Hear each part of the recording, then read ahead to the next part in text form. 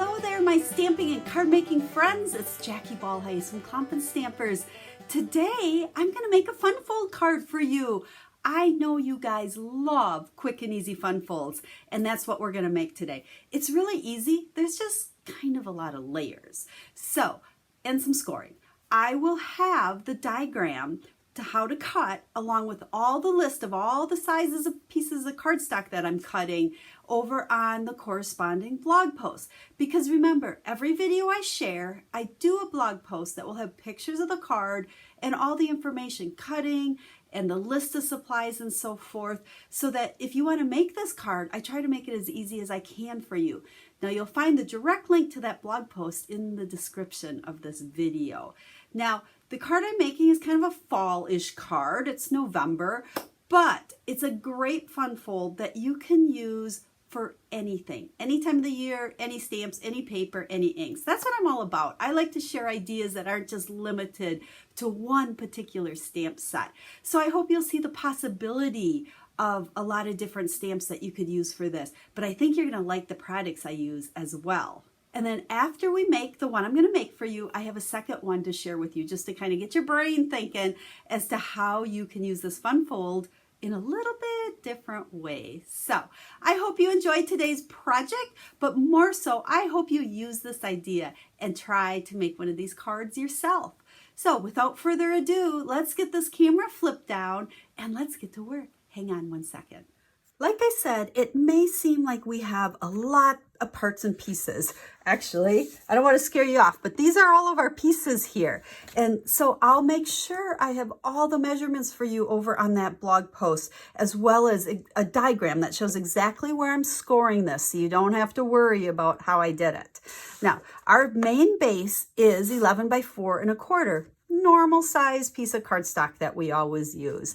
And we're going to start out by scoring at 2 3/4 and then again over here at 5 1/2. I'm using the Simply Scored. You can also score with your paper trimmer and the scoring blade, but I think the Simply Scored does a better job. I don't always use it on camera because it sits off on my stamping area, but otherwise all my cards that I make, I use this all the time. If you have room for it, it's a great product if you like nice crisp folds in your cards. So let's set that one aside. And now I have another piece that's 10 by 2 3/4. And this one, we're going to score at 4 3/4 and then again at 7 1/2. So that is all the scoring we're going to do. So we can go ahead and put this aside. And let's fold up these pieces now. So this is kind of I'm sure you might have seen this before. We're going to fold it in half, and then we're going to go ahead and fold it like that. Now, I've done cards quite often just using this as the card base, and we add something on there. You know, there's nothing super unusual about this piece. And then we're going to take this one and fold it as well. So this is going to fold, let's see. I always have to think how this one goes. Here we go. It's going to go like that. So you'll see when it goes together what this is all about. And I always use that bone folder to get some really nice crisp images in there. So those are the two pieces that are kind of the base to ours. Now, we could layer designer series paper on here, stamped images, whatever you want. But I want to show you a little hidden gem in the catalog. This is the Stitched Greenery die. And honestly, it's more like an embossing folder than a die. And it's not like it doesn't coordinate specifically with any stamp sets, but it's so cool to use. So what we're going to do is I have 4 pieces actually, some crumb cake, and then what's this one called? Evergreen. And I'm going to emboss these with this die. And so, I mean, it's the same size as a thin die, so your sandwich is the same. It's not like using an embossing folder. So the same sandwich as if you were cutting things out, and you stick it on and run it through. So I'm going to go ahead and do all 4 of these pieces, and I will be right back.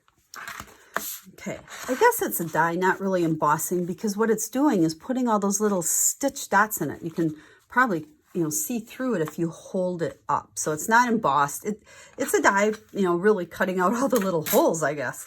So let's go ahead and we're going to take our adhesive, and all of these pieces I'm going to just layer here on that card base. So again, this is where if you're making this card, you wouldn't have to put a layer on all of these pieces, or you could easily put designer series paper, which is what I did on that second card that I'm going to share with you when I'm done with this one. But our card is going to open up like so. So let's think of each one of these as different panels. So let's do that top panel and then our middle panel. And notice how I'm just using the same color of cardstock to layer as I am the card base. I want this to be, you know, kind of a subtle texture to my card. So let's see, let's get that one down.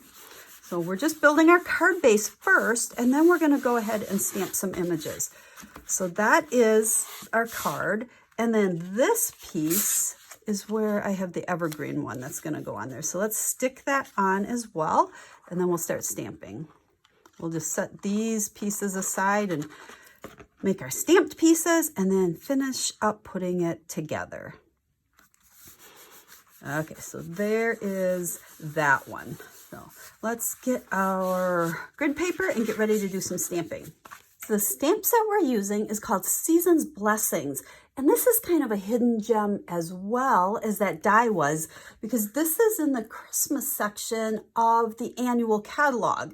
And, you know, sure, it's Christmas, you could make Christmas cards with it, but I think it's actually more kind of all occasional or more fall looking. The card we're making today really could be made any time of the year. And, you know, my colors are kind of fall-ish, but you could definitely change the colors and get a whole different feeling with it. Now, we're going to go ahead and stamp some of these images on scrap paper because there's coordinating dies, and we'll cut these all out with the dies. So we have our greenery, we have our basket, and then there's a couple flowers. We're going to do the two different sizes of flowers, the bigger one and the smaller one. And then there's centers for that in the cinnamon cider. What I like about this card is we're really only using 3 different ink pads. So that makes it, you know, again, fewer supplies. And then this does have the coordinating dies. So we can take that over to the Stampin' Cut and Emboss machine, and I'm going to cut these out, and we'll be right back. Okay, so we have our flowers, our basket, and then notice this one, the stamp is actually one stamp, but when you use in one die, but then when you cut it out, you actually have 2 separate pieces. So let's start building the card, and we're going to take this piece to start with. Let's get those dimensionals. And we're going to just take all of these pieces and put it on the front. So start with our little basket. We'll put that down here.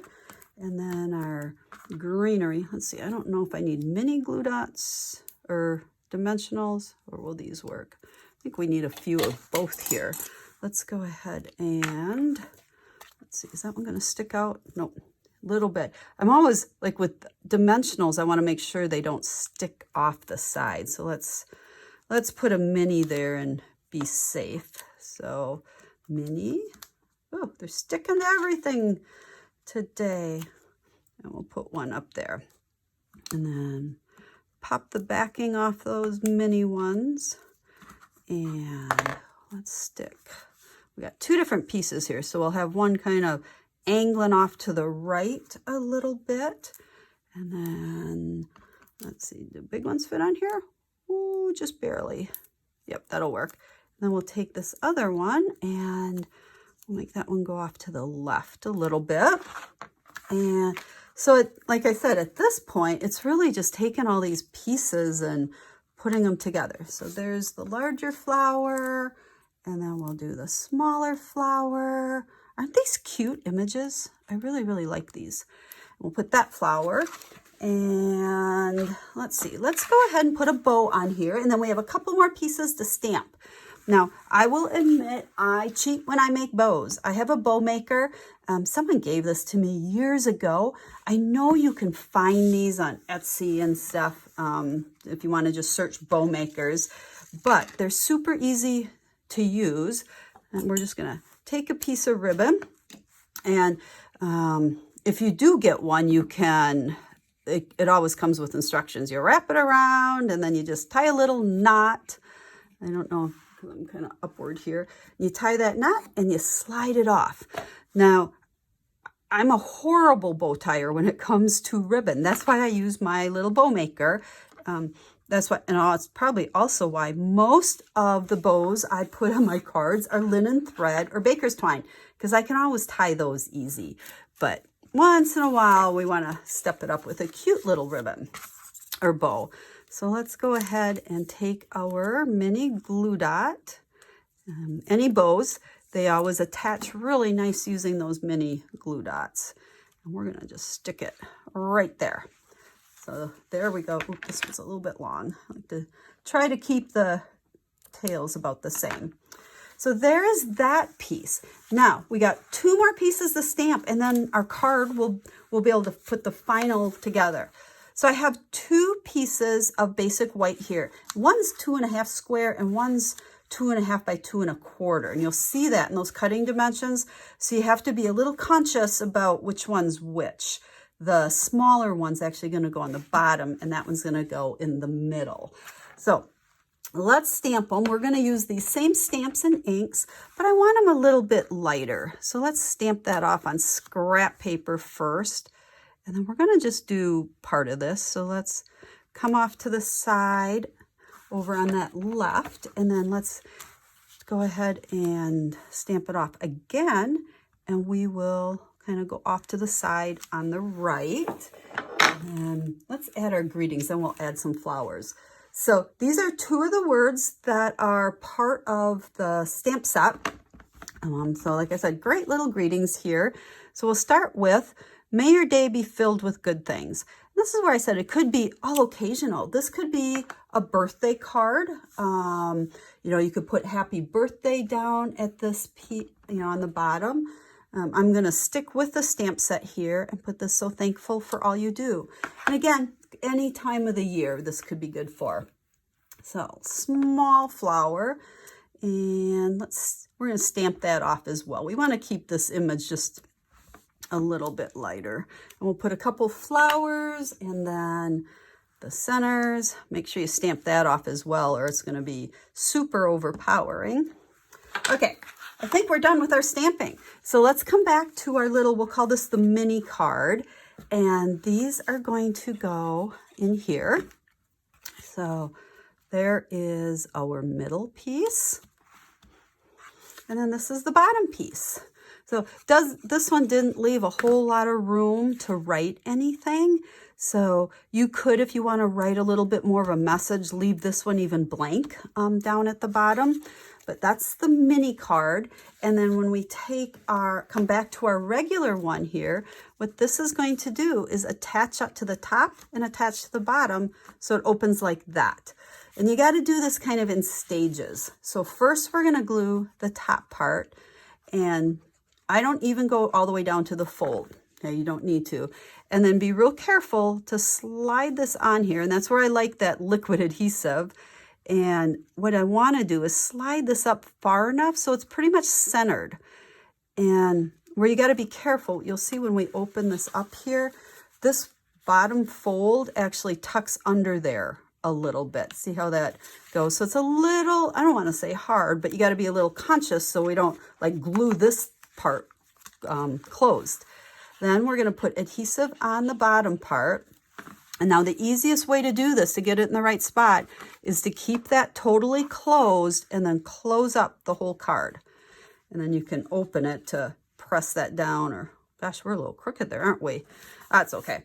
But now you can see how the card closes and it opens just like that. So I hope you like this fun fold and these stamps I used. I think these stamps, you know, can, like I said, it would be fun to do these in all different colors. And then don't forget about this hidden little product. You'll find it back in the die section. So let me show you another card that I made using the same fun fold idea. Definitely was into more the greenery and nature making these cards, but here you can see I just turned it the other way. So our other card opened like that. This one I turned. So everything is the same, but you can see where I use the designer series paper as all of my layers, as opposed to you embossing that piece. And then just did a bunch of the plants on there and left a little place to write a message on the end. So I hope you have enjoyed this fun fold. Remember, the link to the video or link to the blog post will be in the video description, and you'll be able to see pictures of these along with get that cutting and scoring diagram and all of the measurements. So if you'd like to try this fun fold, I'd love to have you give it a try. It's really easy. I just kind of, I guess, went overboard with layers on mine, but you could definitely simplify it with less layers. So thanks for watching. I hope you learned lots of tips and that you enjoyed the project.